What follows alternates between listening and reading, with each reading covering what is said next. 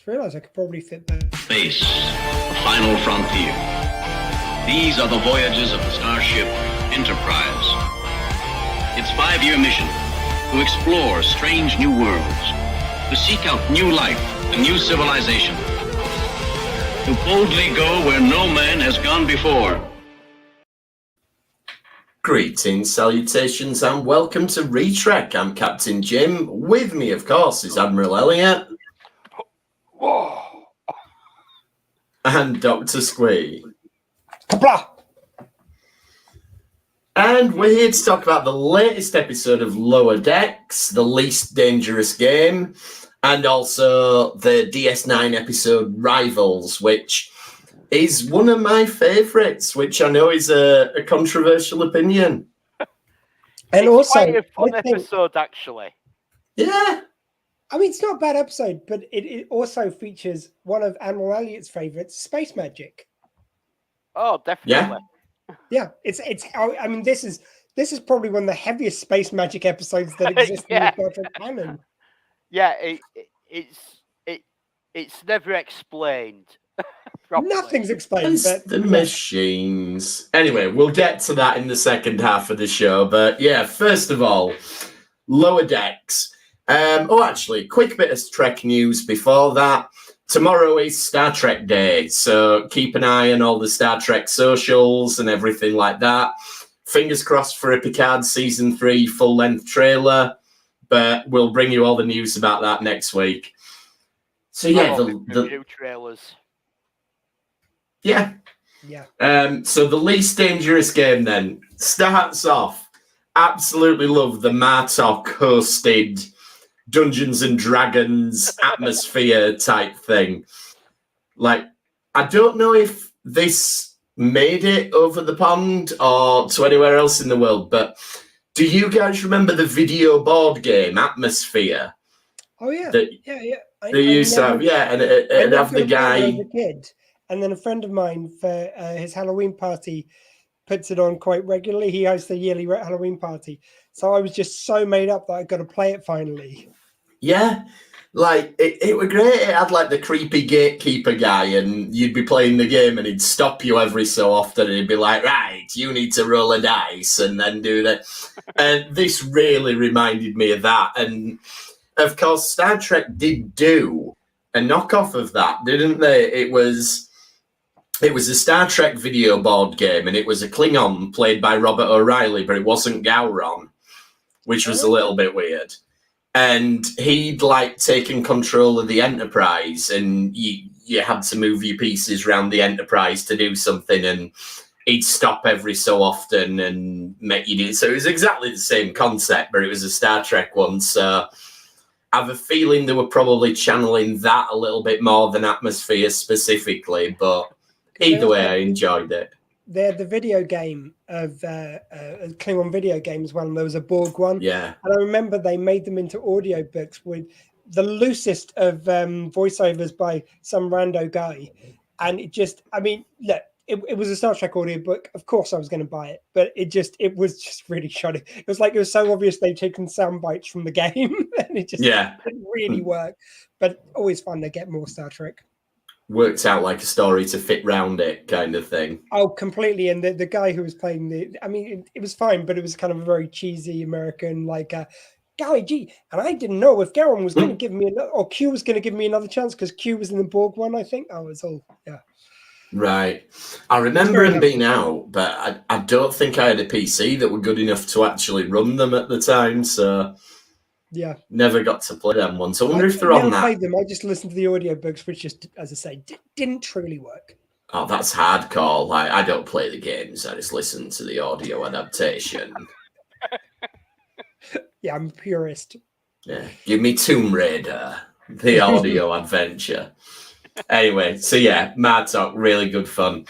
Then there's a callback to Vendo, this Bolian guy. And I'd forgotten, but he's actually in the first season, and he does get hit by a spear. Yeah. I just love how excited that Bradwood is about getting this game, and he's talking about the Garon expansion pack. Oh, the Just Garon expansion. The language of it that they go into so well whenever they reference anything is just Geek Nevada. Like never before have we been treated to some really just knowing, like doing the research on everything, getting every detail right. It's just so, they must take so long over these scripts. Yeah. And the idea that it's the Ferengis who are making these games. That makes sense. Yeah, it really does. But I just love the idea. Especially when you say, if you want to continue, buy the expansion pack. All I wanted to add to it to make it perfect would be like if coming up with a little writing on the screen saying it's like brought to you by Quark Games or Quark Interactive. Yeah, that'd have been good. It's like, I remember my wife downloaded one of these apps where it's like a Tamagotchi, but it was, you had a little dog and you looked after this little dog. And she did it diligently, right? You know, she tapped the thing when you were supposed to, she fed it, she watered it, she walked it, she did everything you were meant to do in this game. And then about 3 days into it, it just goes, it was called Charles, it goes, Charles has died. But don't worry, you can bring Charles back to life for 79p. And I was like, tell him a bollocks. So she pressed no. And then it said, are you sure? Charles will be dead forever if you don't pay 79p. And I'm like, this is obviously aimed at children, and it's got, you know, you'll have kids crying their eyes out going, I need to pay 79p for Charles. I just said no. Do that every 3 days. Yeah. So I said no. I took the hit. I was like, I'll kill Charles. Did it, and then made a new one, just called it Charles again. There you go. I mean, the more worry I would have would be a kid going up to their parents and like, you know, look, I'm sorry, but little Charles, your dog, their real life dog, I'm sorry, they passed away. Okay, I've got ATP. It's fine. I can fix this. Oh, yeah. I didn't think of that. Yeah. Yeah, when they go to vets, they'll get a shock then when it's not 79p for your vet bill. Bloody hell. Yeah, the dog's like, the kid's like, yeah, that's fine. Like, yeah, just keep my quid pocket money. Just bring him back. Solved. I mean, That's like... 3 games make the money. Yeah. Well, it is, isn't it? No, I think this one was 79p to get it in the first place. Then it was like 79p every time you kill it. But the point is, it wasn't a fair game because she did do everything you were meant to do, and it should have been fine. Anyway, that's my rant for the Charles game out of the way. But the upshot of all this game is that it makes Boimler want to take more risks. So that's the thread of the episode, isn't it? Yeah. It's always nice for just wherever he does just the ridiculous, over the top kind of commitment he does to anything, as he does in this one. And the other main plot, then, I suppose, is Mariner and these space elevators, but we can't call them space elevators. Yeah, I mean, again, like we've said before, we've done all the movies, so we can't go back to them. But it did make me think of the 2009 Star Trek. Oh yeah, definitely. Like anyone who's watching on the live stream, Elliot's got that as his background. Yep. And yeah, it was absolutely Trek 2009, wasn't it? Without a shadow of a doubt. If I can do a deep cut, I can also relate it back to Star Trek Generations, because there was a deleted scene, which I think you probably can still find it online, but you could at the time. And it's like got Kirk skydiving, which then it says the thing about like, you know, I was never really at risk, and like he talks on the ground. I think then Chekhov and Scott they were the ones who were available. And he talks about how it's not real, which echoes later thing.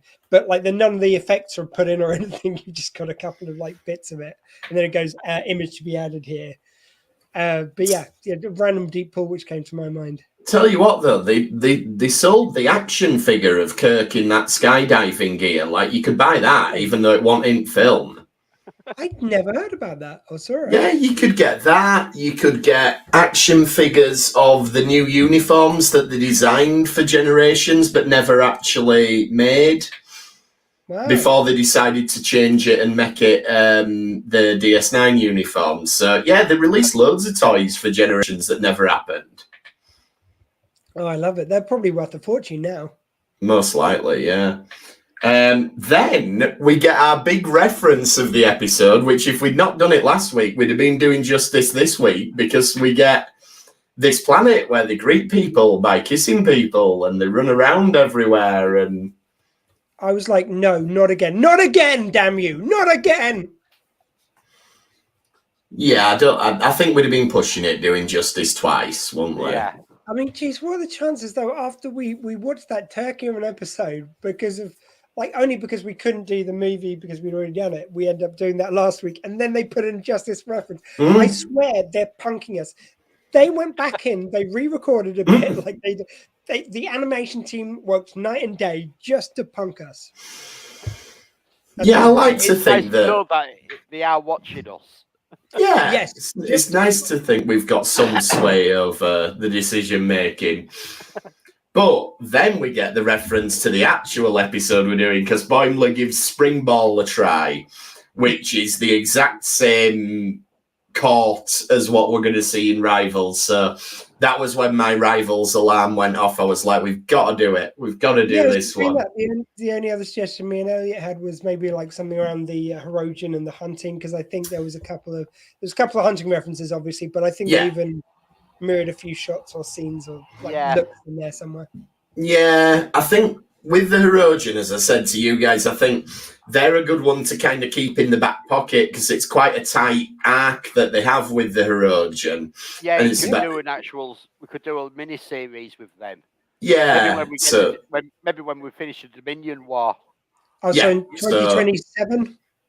Maybe. Yeah. Oh, the one thing though, I was thinking about this because I just went through the 6-part beginning to season 6. Man, I think we need to somehow find 6 weeks in a row to do that, just because they're so good as a yeah, we do them during Prodigy, because Prodigy will link into another episode the same as Lower Decks does. Yeah, they're on the Dominion War list, so when we get there, that will be 6 episodes of our coverage of the Dominion War. But we just started season 1. We're mid-season 4, so halfway through season 4. It's going to be a while before we get there, but we will do. It gets a lot more Dominion War episodes as we go along. Oh, yeah. And then, Boimler agrees to be hunted by this big scary alien guy, which is really good fun.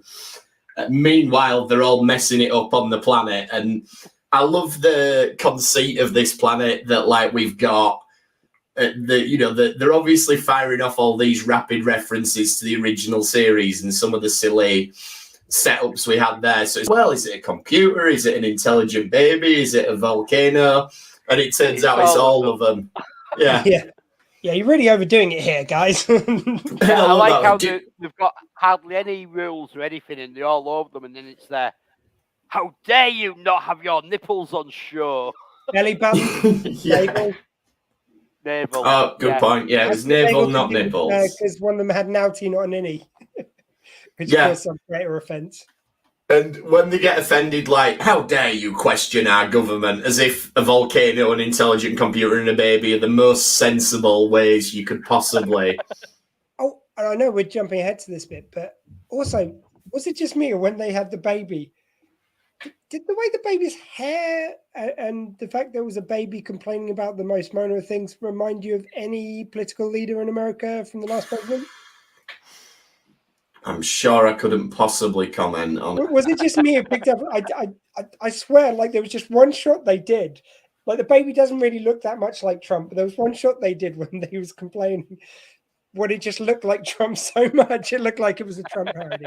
It didn't jump out at me, but I would not be surprised if that was part of the intent with that one. So it was very subtle. It was just in one shot, but I just clocked and I was like, is that going to be Trump?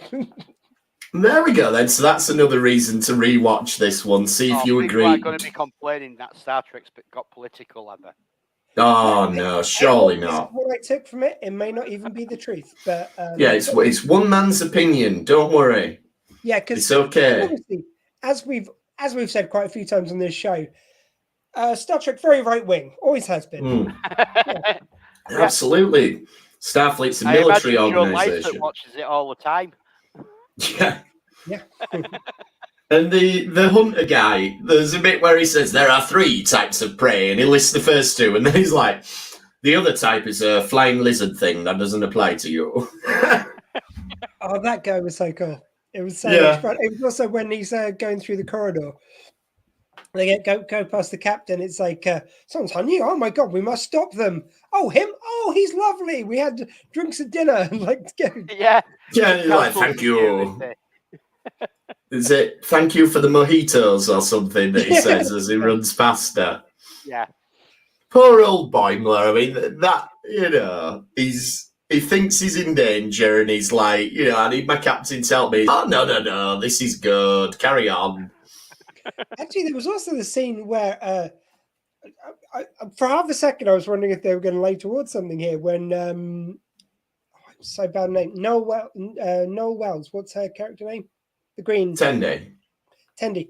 When she sits down on the bed next to him in her towel, I was like, are they going to have something between these two? Yeah, I wondered what were going on there. You know what? It's turning to smut, is this show? Yeah, I mean, the more disturbing bit was I was slightly turned on by it, but we won't go into that now. Well, someone who was naked then was the dolphins, at least. And I love that between her and She-Hulk, it's a good time if you're attracted by slightly computer-enhanced women who agree. Yeah, oh bloody hell! Keep an eye on him when Avatar 2 comes out Christmas. No, I'm not sick. I don't do blue creatures who plug themselves into for sex. Like that's just weird. The other bit's fine. Yeah. So dolphins. I love that we get the dolphins again, first of all, but also that they're clearly fed up with Boimler and his antics. They're just like such a drama queen, Do you think they've been signed on as series regulars, these dolphins? I hope so, yeah. And I hope it's that dolphin that was in Sequest DSV. Yes. Darwin. That. Yeah, Darwin. I hope they've found Darwin and given him some work again because what's going to be nice to see, because we know that Cetaceous operations is sort of hinted at in TNG, but now we see it. It will be really nice to actually see this done live action. Yeah, how they're gonna approach it. Yeah, I wonder. Yeah, it could just turn into Sequest DSV, which some of them were all right. It went a bit weird, let's be honest. But last season when it was Star Trek, Sequest 2023 or something. Yeah, and they started time traveling and stuff. Yeah. Well, they time traveled. They found themselves in the new world. Michael Ironside was now the captain. Yes. That was down to the studio. Yeah, and then you had because Darwin lost his rank when they went to the future, which I wasn't happy about. Well, the studio made them completely move where they filmed it, so they moved from California to Florida. Yeah, it was really odd. It was all brand new sets, so they had to. It was really weird. Do you remember? Who was it? Phil Seagal, who was the producer on it. He has a modelling channel now, Spruverse, and he does a DSV build. And because he was the producer, he tells all these different stories about when he was the producer of DSVs. So you get all these little tidbits. Is really entertaining. I'm just hoping that this is the same dolphin who was Darwin because after the Sequest show went away, he was doing dolphinograms. It went very sad, very dark. He was giving blowhole jobs for cash. It was not a good scene for him for a while. It was really bad. He auditioned to play the whale in Free Willy, but they were like, no, dolphin can't play a whale. There wasn't enough. That's whale appropriation. Yeah, there weren't enough equal opportunities casting in them days, so he didn't get that. It went on a bit of a downward spiral. Hopefully, black whale. hopefully this is Darwin. And that's our headcanon. And please don't spoil it. If you happen to know who these actors are, please don't spoil it for us. No. So then, Mariner goes skydiving because she thinks she knows better, because of course she knows better. Ransom's trying to prove that... Ransom was well in the wrong what he did here. Yeah, he was. He sends his 2 engineers to the planet to do the diplomatic mission, while him and Mariner stay on the space lift to do the engineering job. It just made no sense, his decision. Well, it was because... Mariner was right that she was calling him out on it. Yeah, but it was set up, wasn't it? It was because he wanted Mariner to do this, and it's like, but she has cause to in this instance because you are. Yeah. But the good thing of it was that he did, like, it was a out of character thing for him to admit he was wrong and that he was going too hard on Mariner. And when he does hit that moment, and then she's like, crap, let's climb back up this thing. She has to climb back up. You're right. You guys are right that he was taking the wrong course of action, but he admitted that and actually did the right thing. So true, yeah. And when she's climbing back up, and a bit of it's a climbing wall, and it's like, the fitness freaks on this planet, that's why they've put a climbing wall here. I just love really weird, irreverent stuff like that they put in. Yeah. And meanwhile, Boimler decides to take the fight to Kranich and gets speared for his trouble. And I love that he's got a selfie stick. Yes, that was that joke probably won't translate too well. Like when people are watching this in 50 years, they'll be like, what on earth was a selfie stick? Because no doubt they'll do something clever where your phone can float and take a picture of you by then. But you'd hope in 50 years that people have actually got over the fascination of having a phone on them and won't be glued to a screen constantly and won't have to take a photo every 10 seconds. But don't turn it off just yet until we finish. Then you can have some time away from screens. 2 points here. One, like if it was in the normal series, I might have more of a kind of like that selfie stick cheesy. This is a comedy. It's fine. It's good. Yeah. But also, how do we know that species just haven't like it's a ceremonial selfie stick. This has to be used when they're taking photos after the great battle. I also I'm sure that's what it is. Yeah. I'm sure after the battle. I'm sure were it in live action, it wouldn't look quite as much like a selfie stick. But that's where the thing is. That's where Lower Decks gets away with things. Yeah, exactly. Yeah, it has to be a completely different bar for Lower Decks to the normal, the regular Trek. Yeah. Kind of fish. Yeah. And like Rick and Morty, like that would never happen. Yeah, it's a cartoon. It's exactly. Ransom saves the day by stripping off in the end, which was quite good fun, I suppose. There's something about him, like he's got like lightning veins or something. I wasn't quite sure what was going on there. It's to do with his physique, that he's well built and all that, which we'd seen we'd seen that season 1 or season 2. He did that where he stripped off to fight. So he's quite happy to rip his top off. Oh, we know that. It was just this weird glowing stuff that we're going. I wasn't 100% sure on. But yeah, so I mean that about finishes off the episode. They lose at the Martok game, and that's where it's like you must deposit so many credits to continue and all of that stuff. Which very Ferengi, very good fun. You get your hand ripped off at a bar and beaten to death, so you don't make it. Story car, because strictly speaking, you killed yourself. You died by your own hand. Yeah. And I liked how sudden it was. You can tell it's like, when you do play these mobile games and they let you play for a while and then you get to a certain point where they want you to give them money. And all of a sudden, whatever game it is, whatever you're doing isn't working.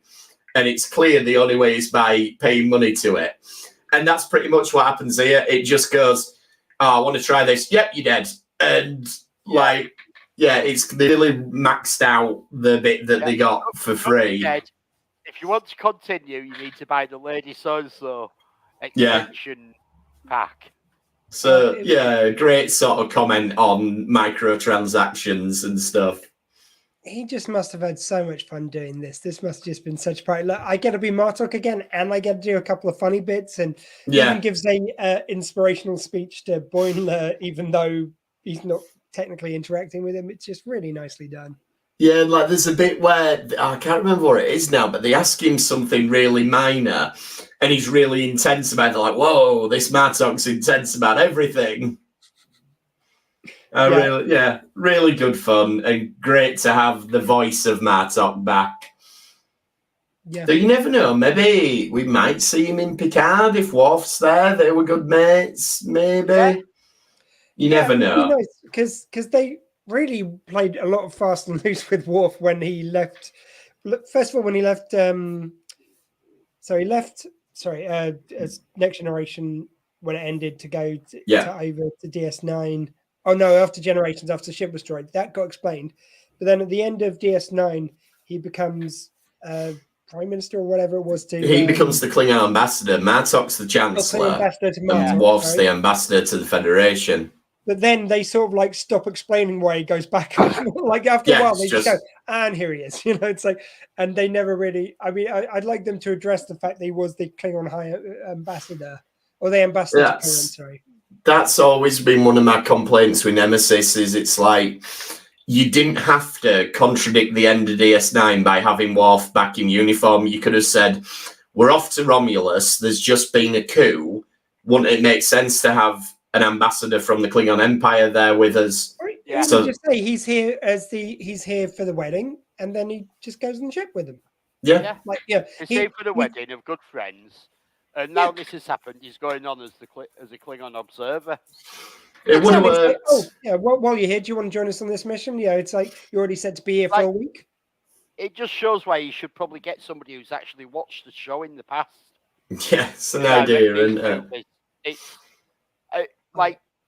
I still think it's absolutely ludicrous when, say with J.J. Abrams, he hadn't really watched Star Trek previously.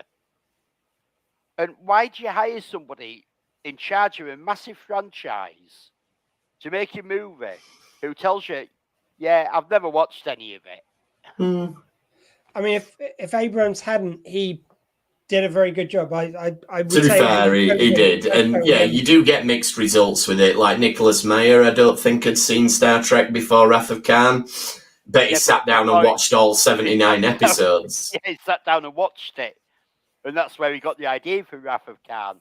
Yeah. And I'd say looking at 2009 Star Trek, I think Abrams must have done his homework because it shows. Yeah, or whoever scripted it anyway, because at the end of the day, the director doesn't need to have. You'd think they'd watch it to get the aesthetic and whatnot, but that was the problem with Stuart Beard, is it? Mm-hmm. With him, because he even a lot of the cast were saying it's like they had to explain to him why they couldn't do why Data couldn't smile here or why they couldn't do this. Yeah. It's not their character. They can't do that. There's a reason which has been heavily explained why they can't do it. Established over the last. Yeah, whereas it sounds like he didn't really listen to the cast, whereas more with JJ he did by the sound of things. Certainly by looking at the results. So let's move on to Rivals then. And I know you're giving me scorn for it, but I really, really, really like this episode. I just think it's really good fun. I think it's funny. It's a Quark episode. I love Quark. I'm a big fan. No scorn. I was surprised by the passion you have for this episode, but I don't know why. I do not know why. I like the Tosk episode. There's nothing really that special about it, but Tosk. Cool. It's like Tosk were cool, yeah. Yeah. So this is all people scamming people, really, and we've got a load of cons going on all at once. And he starts with this Martus guy, and he's trying to con the woman, and he thinks he's conning her about this asteroid belt, but then it turns out by the end of the episode, she's actually conning him. But what I want to talk about with Martus is he's an Elorian, which is Guinan's species. Yeah. And the early idea for this was that this would be Guinan's son. And they even talked about having a Whoopi Goldberg cameo. She would turn up at the end and take him back to wherever. Obviously, that didn't end up coming off.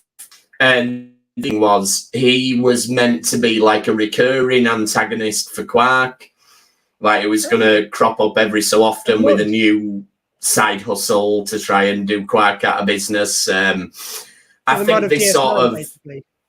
Yeah, I think they sort of transferred that to Brunt, really. You know, that he isn't setting up rival businesses, but he became Quark's sort of arch enemy, really, didn't he? Yeah, I mean, one thing I do, I thought it was a wonderful idea to bring the Illurians, and the idea of like, yeah, of course, like if you had that ability, that could completely be used for evil. Like that was nice. Oh yeah.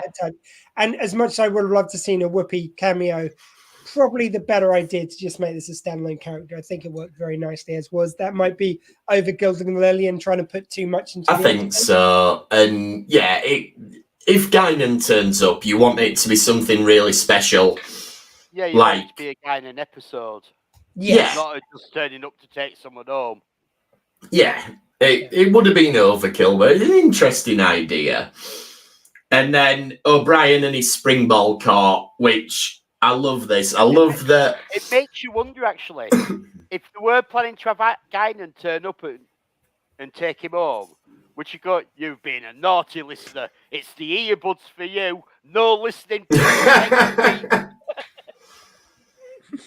Yeah, that's it. They're not allowed to listen for a while. Yeah, love it.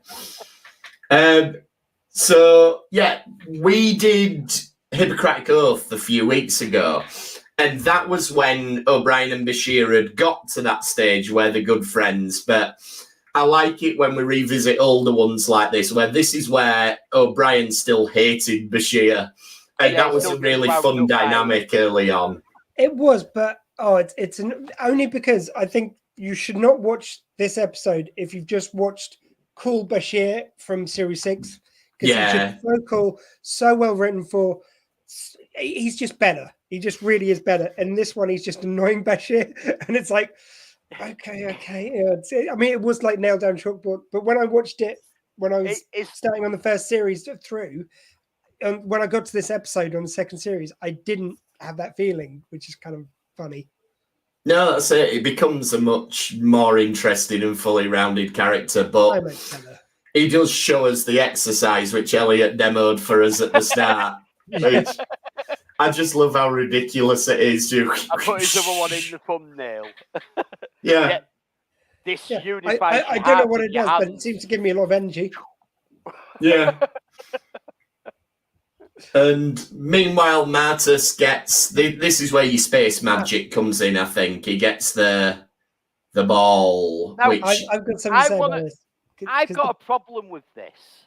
Okay, not with this it being space magic, but we've got this guy who Odo's put in prison for whatever reason, and he's just got this device that no one knows what it is or what it does. And yeah, that's fine. Like, to me, that looks very much like a thermal grenade from Star Wars. Yes. Different colour, but it's like, oh, you've got this electronic device. What's it do? Oh, it's a gambling thing. Oh, yeah, of course you can take that in cell with you.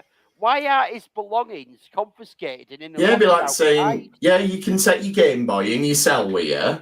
Yeah, they might have been able to scan it to prove that it wasn't lethal. I don't know. But more to my point with this guy, it was when they had the guy there. And as we know, they like to reuse stuff sometimes. So, like, you know, bits of face props they might use and put together to make a new alien. Yeah.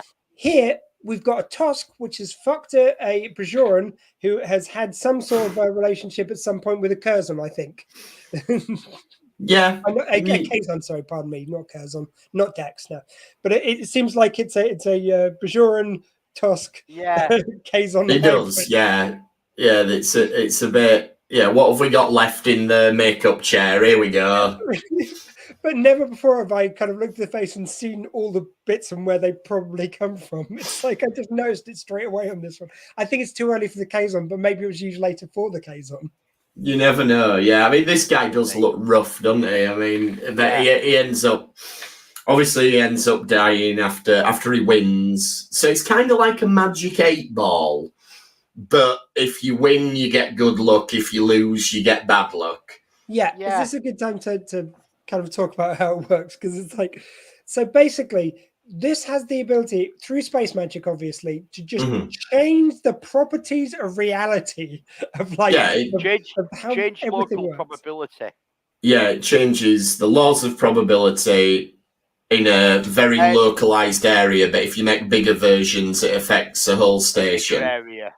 Yeah, to the point where the way Bashir describes it, that O'Brien, whilst in midair, slips on a ball in the air, which is like, what? What are you even saying right now? And it isn't all consistent, is it? It's like, yeah, okay, so some of it's luck, like you're getting let out of prison. You could say that's luck. Throwing a ball and it bouncing off 800 different that's not luck. That's it's probability. It's affecting the laws of probability. You're right. Yeah, that's it. It affects the laws of probability. Yeah. So, like, you've changed the laws of probability. There was like a 1 in 1,000 chance this couple would say, "Oh, they don't want to press charges after all." And it changed probability, so you get that one time that they don't want to. But so then it should only be affecting Martus at that point, but somehow it's affected the couple wherever they were. Because they were to do with Martus. It's space magic, it's all linked. You're right, yeah, space magic. The only explanation you need is like, he's a guy who had a thing which is from the Gamma Quadrant, space magic. Yeah, pretty much what we get. But let's not get hung up on this. Let's enjoy the fun stuff, which is O'Brien and Bashir. I thought I wasn't going to get many comments in on this one, like negatively. So, how much you've got passion. Like, I love when Bashir comes home from this workout and he's just goes off on one with Keiko. And he's like, "Oh, I guess you prefer old style rules." I just think Cole Meany's amazing in this. He genuinely looks pissed off about this. Yeah, I think it's because he's a man's man, and then to see him being petty just is hilarious. Yeah. It's always hilarious when someone high status gets petty. It's like how Keiko can't say anything though to calm him down. Yeah. Oh, but you slow down as you get a bit older. What? So I'm like cold molasses. Yeah. He's vulnerable to all of my best shots if I can just get them there. I also love the fact that when she gives him that silk scarf, she's put her perfume on. It's like, yeah, brilliant. That'll put fear of God into your opponent. Smell like woman's perfume. That's a fair point. Just saying. I get the gesture of it, but it doesn't look that manly when you get there. So, would you say, Elliot? I was saying it wasn't to put fear into Bashir. It's to give courage to O'Brien that his wife's with him. That's it. Like, this is one of the very few scenes where Keiko is genuinely nice to O'Brien.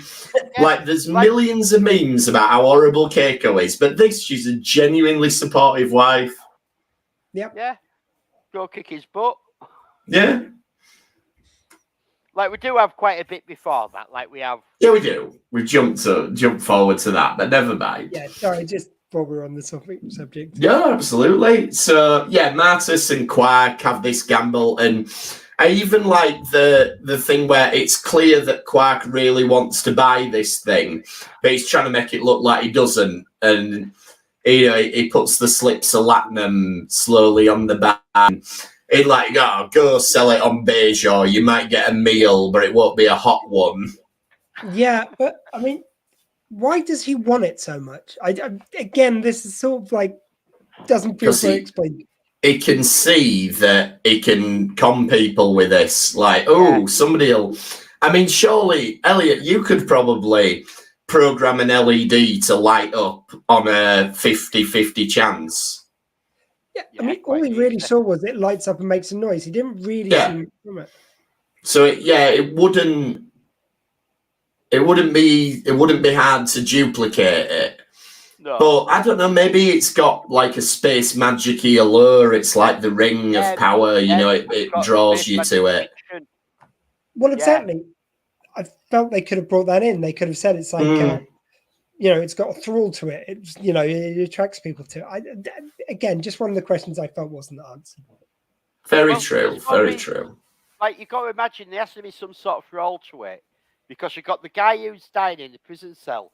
He knows it's from losing, gambling on this machine constantly, that is in such a state, and yet he keeps having a go. Yeah, but I think just adding a line about that might have. In fact, it is very much like the One Ring, because it betrays people after it's been with them for a while. Like the guy in the prison cell, it was obviously good to him at first, and then it betrayed him, and then Martus, exactly the same thing. Well, it's like I feel like that's something you could have explored, and it could have been a great allegory for gambling. Like, you know, Lady Luck is with you for a while, and then it abandons you, you know, as quick as it came. No, the moral of this story is gambling is good because it raises money for orphans. There it is. After Quark's taken his small administration fee. Oh, Quark was amazing. That's a scene I do love, when he kind of guilts them into playing. It's just the fact that he's already got the monks standing there. It's, you know, if he'd have just said it to them. I like to think they're not even real monks. Like, I think the money may have gone to monks in the end, but I think he's just paid a couple of Bajoran homeless people. Quark has gathered real monks there in the crowd. You know he's done this because he's called an emergency to each of them separately to get them there to do this announcement. And he's got them cornered that they can't turn around when he says it's for charity for the monks. They can't turn around and go, no, we're not doing it. Yeah. I just like the idea that he's probably. I like the idea somehow that he paid a couple of homeless Bajorans just to dress up like. Yeah, he could have done. Yeah, absolutely right. Any two Bajorans will do. Come on. Yeah. He's put on these robes, it'll be fine. So Martus takes advantage of this Bajoran widow and ends up opening his own club and everything, and that leads to this scene with Quark and Cisco. I think we referenced it a while ago, but where not long since. Yeah, Quark's talking to. He's like, "You begged me to stay." I didn't beg you. I blackmailed you. And then walks off.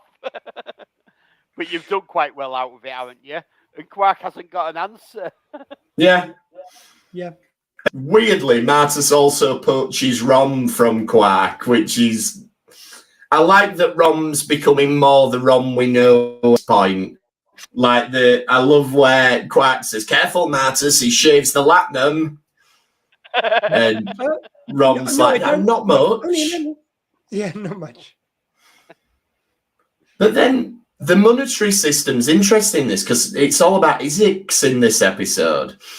So I'm presuming Izix is like the native currency of Bajor, whereas the Ferengi primarily use Latinum.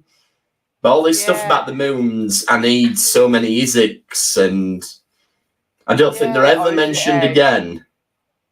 I guess so, I didn't even notice it. Yeah, good point. It's maybe one of them things where they were still playing around with what they were going to call it, because we have like strip split bricks and whatever. Yeah, and there's an early episode where they talk about gold press latinum in units of weight. Like they say, this will cost you 3 kilos of gold press latinum or something. But they dropped that fairly quickly. Yeah, and it went really... Like, I mean, there is a lot of inconsistency. Like, later on, gold has always been sort of referred to as valuable still amongst the Ferengi. And then later on, they have the episode, which I'm actually, funnily enough, partway through watching at the moment, Who Mourns for Morn, where they just say, useless gold. And they say, I believe some societies still find it valuable. It's like, you did last series. You know, it's like gold, it's got the latinum in it. The gold was still meant to be. Yeah, the gold is literally just something to encase the latinum in. Yeah, which has never been the case before. So in the first episode, they brought the Ferengi in next gen, they grab the comm badge because they think it's gold. Yeah, true. Yeah, maybe they changed. Maybe that was what happened in the Great financial crash of Ferenginar. Maybe Gold got deposed as the... Yeah. I like that. I'll take it. There we go. That's our headcanon for the week. That's what happened. We need to do a headcanon of the week. Yeah. Headcanon of the week. Boo. We do sort of resort to a bit of slapstick, like O'Brien goes on his ass, then Kira goes on her ass. So, you know, it is cheap humour, but because it does leave Brian having that chat with Quark, and Quark just goes off on his little plan for what he's going to do, for this. The aging master. Young pretender. Oh, that's great. Oh, yeah, he's the a great wonder of the wormhole. Well, I also enjoyed the scene when they're in Ops just before Kira falls down. And they're talking about... so Dax is talking about the neurons traveling in different direction, like 50-50, but 80% of them are traveling in the same direction. And it sounds almost like they're going to go for an explanation. They go, it's like, yeah, but that's nothing to do with it. It just shows what's happening. It doesn't. Yeah, I thought. Happening. Okay, let's never discuss why it's happening again. Good. Okay, everyone's good. Cool. Yeah, it's never explained. No, but it just feels like that meant to be the explanation moment. Explained. Yeah. No, it does. I thought, like you, I thought, I couldn't remember what the explanation was, but I was like, right, well, somehow this thing is affecting the neutrinos, and it's the neutrinos that are affecting the laws of probability, something like that. Yeah. But no, you're right, it's absolutely not. It's just, they spin one way. As well. We'll just spend the scene not explaining what's happening, but talking about what's happening, not why it's happening. Yeah. And then all the machines pay out, and I love that Martus, his first thing he says is there any way I can blame you for this to Rom? Yeah, poor Rom. He even when he goes across the aisle, he gets shit on by his boss. It's true, I do like how Rom starts, because obviously Martus is a listener, so Rom starts telling him all about his life. My dad, all the presents my father bought me for my name day, Quark swapped for vegetables. But then sold my presents for more money than my father paid for them. I also do like while we're on the new joint which he opens up across the way, when you see it as well, like basically they've gone, right, we need this to look spectacular. We haven't got the biggest budget just to use on this. Put in a wall and then just put some spangly lights outside the door. Brilliant, done. So you can't see into the place. So basically, I'll do. The way they've said that this is the biggest, kind of best looking joint you've ever seen is by putting some lights up like a stage door mirror.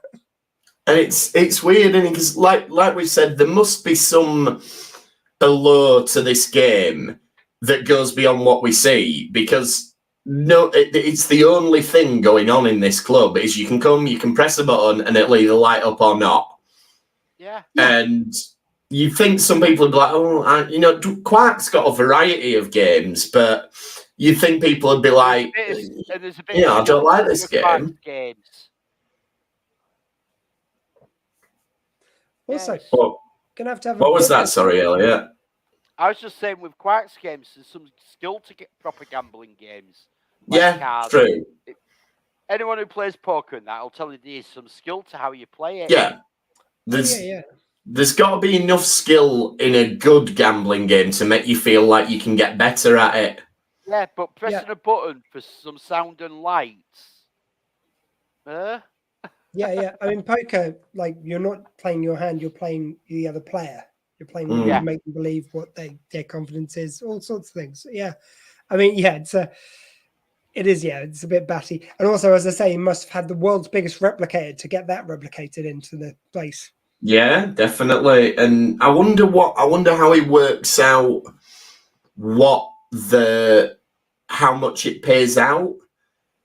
Like, I suppose he'll have had to, but it's random, or it seems random, doesn't it? But he'll have had to have worked out, right, well, it only lights up this many times out of 10 or whatever.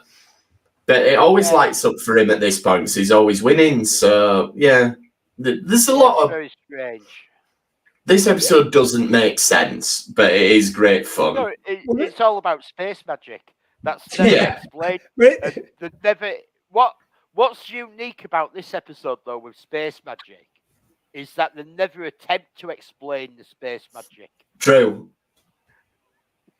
Yeah, no, I think it's one of those episodes where all you really needed, like to say it's got a thrall, that's a one line you need to add to make it make more sense. And you could have even said it's made by the like rumor has it was made by the Q continuum and thus has magic properties. Yeah, something like that. Loads of you don't need much to explain this away, really.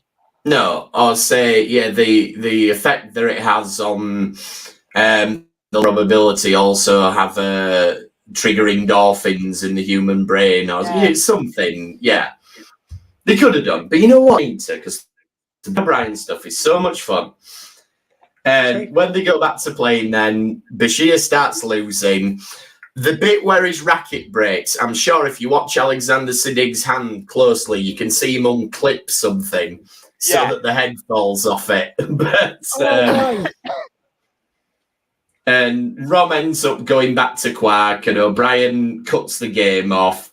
And you do get this good fun thing where O'Brien's bouncing it all over the shop, and he's just going catch. Yeah, it is a funny shot. It makes no sense, but obviously again, then. Elliot? Oh, and you're going to say I was going to arrange for you to go space magic. It is space magic. That was your cue, yeah. Yeah, they trace. Established by now that everything is space magic. True. But this is like some episodes have a lot of space magic in it. This is a space magic episode. Yeah, it is. Yeah, it definitely is. We should make a comprehensive list of all the space magic episodes. I wonder if there's as many space magic episodes as there are time travel episodes. Ooh. I don't know. We'd have to find out. So they use the concentration of spinning neutrinos to home in on where the machines are and blow them all up. And that's that, really. Cisco wants to arrest him, but he can't. Which I like that. Phases out, blast it. Yeah, that Cisco's like, oh, I'd love to arrest you for it, but I can't think of anything. I mean, I think maybe him just like not bothering about any due process and just blowing up those things. Maybe the early signs of badass Cisco. Maybe, yeah. I think he says, doesn't he, to when he's chasing down Eddington, I think he says something like, I'll destroy you like I did those gambling machines. So when he shoots the gambling machines, I can see just a little stubble appear on his face. That's it, yeah. That's because that's very improbable that you stumble and... Yeah, it's perfect. It's improbable as well. I love that. Exactly. So anyway, he ends up in the nick. The woman, it turns out it was a scam.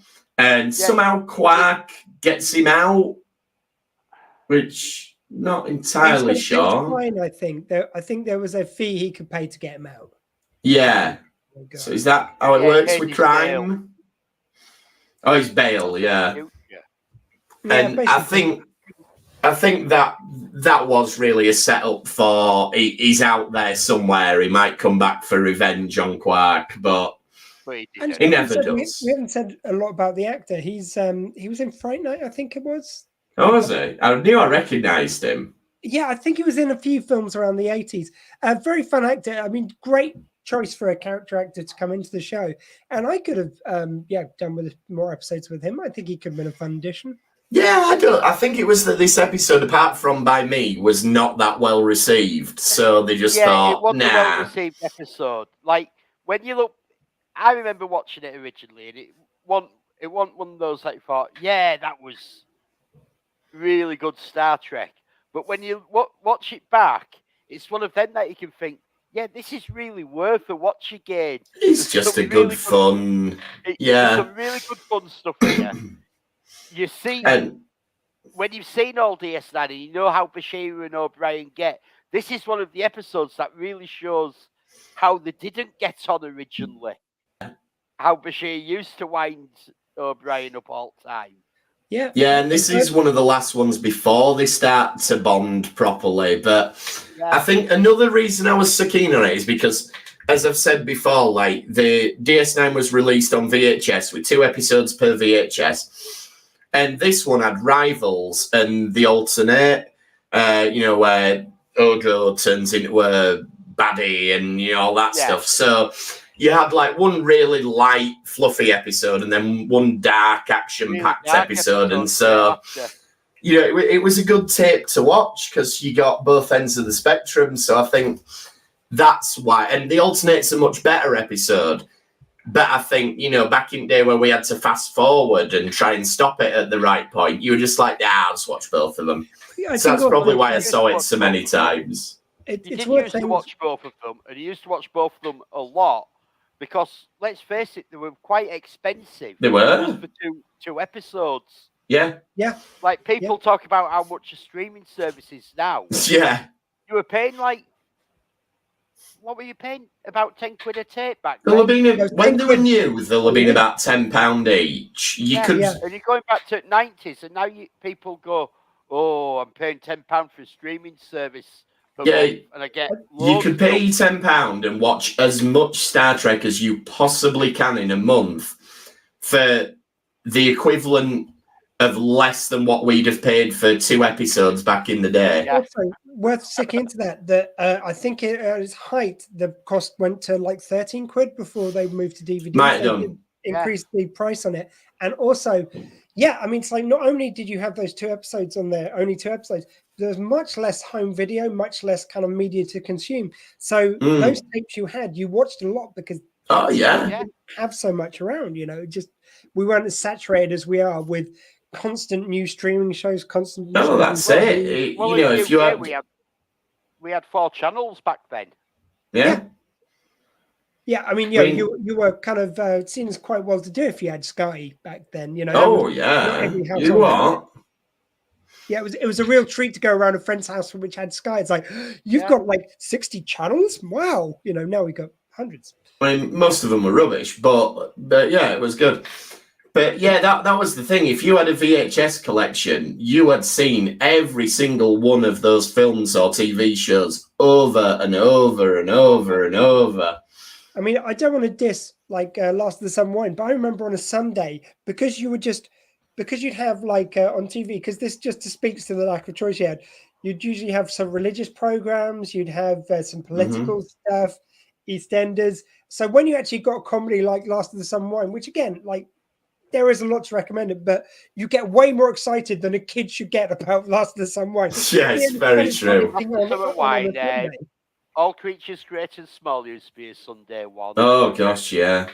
I mean that's the other thing is television watching was more of a communal experience as well, because most houses might have only had one TV, and it wasn't a case where you can get all the same stuff on your phone as you could get on a TV. It was like you either watch that one TV in the living room or go to bed and read a book. That there was no choice. So everybody kind of watched the same thing. I think I was 10 or 11 when I got a portable TV off my grandparents, and they told me way before, and I was so excited for that Christmas as I was getting a TV, and we became a two TV household.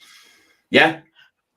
My brother. I was way ahead of my mates. My brother had this portable TV radio. It was about yay big and quite long. And the screen was just about like this big. Oh, my mum had one of them. Yeah, my dad had one of them. I was so jealous of it.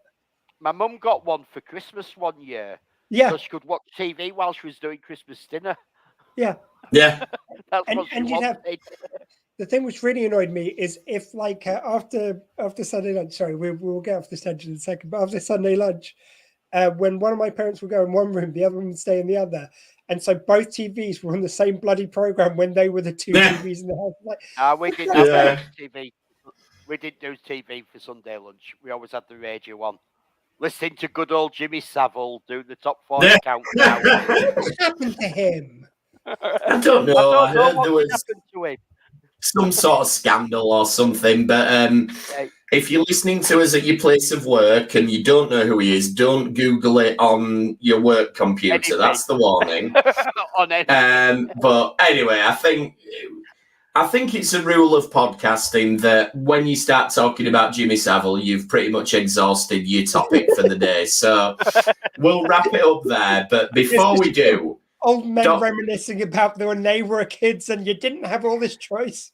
Absolutely. So speaking of choice, though, Dr. Squee, you have a lot of choice coming up this weekend in terms of guests, in terms of events.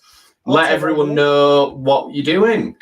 Well, I mean, I've spoken about the lineup on Screefest, and just today, I'm going to have to reprint all the kind of like, or redo all the kind of lineup because we've got a new guest announcement if I can find the bloody thing. Oh, no, we're on retrack. Don't worry, I won't look for the picture. But Nicola Bryant, Perry herself from Doctor Who was also in Star Trek Continues as well for the Trek of it all. She is joining Screefest. I couldn't be more excited. It just involved a little last minute change of the schedule. So as opposed to doing the 2 hours of retrack, we were going to Starfleet Command, talk to the Doctor because they're good friends after the assimilation storyline, and they've agreed to do it back down to 1 hour so we can fit Nicola in. It was very nice of Starfleet to accommodate. And also, just while we're speaking, we've had a donation. So the fundraiser for Screefest is up to 70 quid already, which I couldn't be happier with. Bob Christian just donated tenner. And that's days before you've even started. So this is going to be a good one. And yeah, we'll be on there 7 o'clock. Is it 8 o'clock? Sorry. I believe it's. I'll have to double check on our message. We will double check. But just Saturday night. Shelter Squee to donate to Shelter, which is the wonderful charity we're doing in aid of. Absolutely. And yeah, we'll be on there talking Galaxy Quest. We're really excited to talk about Galaxy Quest. I have absolutely loved rewatching that this week. It's so much fun. It may just end up with us just reciting quotes from Galaxy Quest for an hour, but we'll see. I mean, I say about having, worse problems to have than having to fit Nicola Bryant into the lineup of your event. I mean, oh no, what a terrible thing. But also, I've got to spend all week watching great TV, which I love as research. I know, it's awful, isn't it? So, yeah, check out all of Dr. Squee's socials. It's the links and everything are on the Retrek Facebook page. I believe, are we streaming Squeefest? We're streaming it through the Retrek stream as well. The only thing was, because there's only so many sites to stream to, I had to do it for the Retrek. When the one Retrek's on, is streamed to the Retrek page. That's stream 1. But then on the other ones, you might have to go over to the Dr. Squee page, or we'll just share it. We'll probably, if I remember it, we'll reshare it to Retrek. Yeah, so watch from there. All the links are there, though, if you want to know anything about it. They're all on our Facebook group. You can check out Dr. Squee, search Squee on Facebook or Twitter or the internet, anywhere. Any of the posters which I've done with guest announcements have in the corners the places where you can watch it, so it tells you exactly. But it's Dr. Squee on YouTube.com/Dr. Squee, Facebook.com/The Dr. Squee Show, and Twitter if you want to. It's not streamed to Twitter, but you can look up the details there, which is Twitter.com/Dr. Squee. Oh, and it's also streaming up to Twitch.tv/Dr. Squee. So everywhere apart from Facebook, it's just Dr. Squee, but it's the Dr. Squee Show on Facebook. Awesome. So that'll be Saturday and Sunday. We'll be there as well. We'll see you next week as well for Lower Decks and whatever random episode it throws us in. No doubt Martus will be in the next episode because we're an episode behind on the references. We got Justice this week. So, we will. Be a side episode and they'll be playing the game. Yeah. Or be a Space Magic episode, a Space Magic special. Yeah. So thanks for trekking with us this time. We'll see you next time on the Retrek. Thank you. Bye-bye.